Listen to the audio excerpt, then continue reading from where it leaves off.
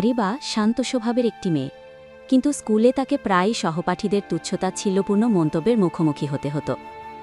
সেই সব আঘাতের কথা এড়িয়ে চলার চেষ্টা করত, কিন্তু ভেতরে ভেতরে নিজেকে খুব একা ক্ষুদ্র মনে হতো। একদিন একটি পুকুরের ধারে বই পড়তে পড়তে তার সাথে রনি নামের এক জাদুকরি বৃষ্টির ফোঁটার দেখা হয়।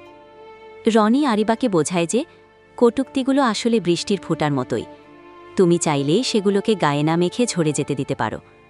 এরপর রনি তাকে একটি জাদুকরি পালক উপহার দেয়, যা ছিল আরিবার মানসিক দৃঢ়তার প্রতীক। এই পালকটি তাকে শেখায় যে হাঁসের পালক থেকে যেমন পানি গড়িয়ে পড়ে, ঠিক তেমনই সেও চাইলে কষ্টদায়ক কথাগুলোকে নিজের ওপর কোনো প্রভাব ফেলতে না দিয়ে ছেড়ে ফেলতে পারে। রনি তাকে সবসময় ইতিবাচক কথা বলার অভ্যাস করে তুলতে এবং কঠোর মন্তব্যের বিরুদ্ধে নিজের জন্য একটি সীমারেখা তৈরি করতে উৎসাহিত করে। আরিবা ধীরে ধীরে শেখে যে বিশ্বস্ত বন্ধু বা বড়দের সাথে নিজের অনুভূতি ভাগ করে নিলে মন অনেক হালকা হয়ে যায়। রনি তাকে আরও বুঝিয়ে দেয়, যারা অন্যদের কটূক্তি করে তারা হয়তো নিজেরাই কোনো না কোনো কষ্ট বা নিরাপত্তাহীনতা বয়ে বেড়াচ্ছে, তাই তাদের কথায় ভেঙে পড়ার কোনো কারণ নেই।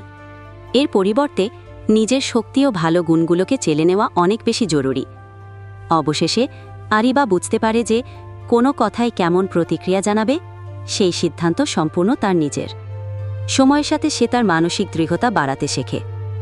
গল্পের শেষে আরিবা একজন আত্মবিশ্বাসী মেয়ে হিসাবে বেড়ে ওঠে।